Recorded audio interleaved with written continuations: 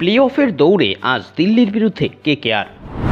বোলিংয়ে নতুন বিদেশি স্পিনার নামাচ্ছে কলকাতা। 261 রান করেও শুধুমাত্র বোলারের অভাবে পাঞ্জাব কিংসের সাথে হারের সেই ক্ষত দীর্ঘদিন বয়ে বেড়াতে হবে কলকাতা নাইট রাইডার্সকে।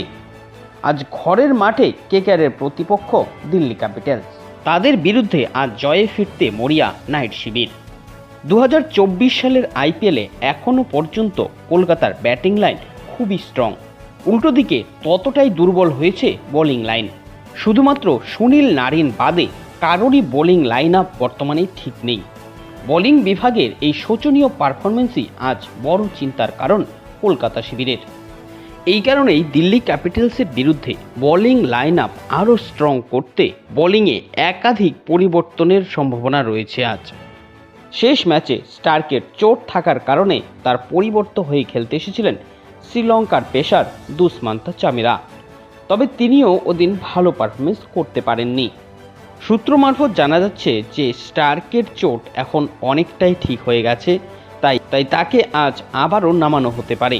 অন্যদিকে আবার এক নতুন স্পিনার আসতে পারে আজ দলে।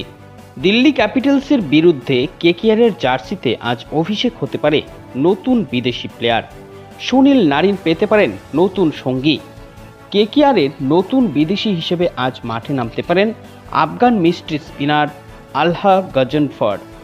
মুজিবুর রহমানের বদলে আফগানিস্তানেরই আরও এক স্পিনারকে দলে নিয়েছে শাহরুখ খানের দল। আফগানিস্তানের হয়ে বছর 16 এই স্পিনার 3টি টি20 এবং 2টি একদিনের ম্যাচ খেলেছেন।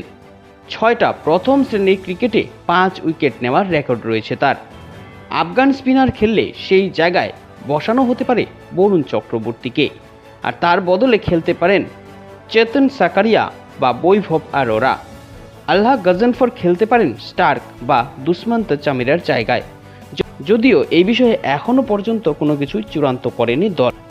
এখন দেখার বিষয় আজকের ম্যাচ জিতে আরও 2 পয়েন্ট নিয়ে কলকাতা কি পারবে প্লে অফের দিকে আরও এক ধাপ এগিয়ে যেতে।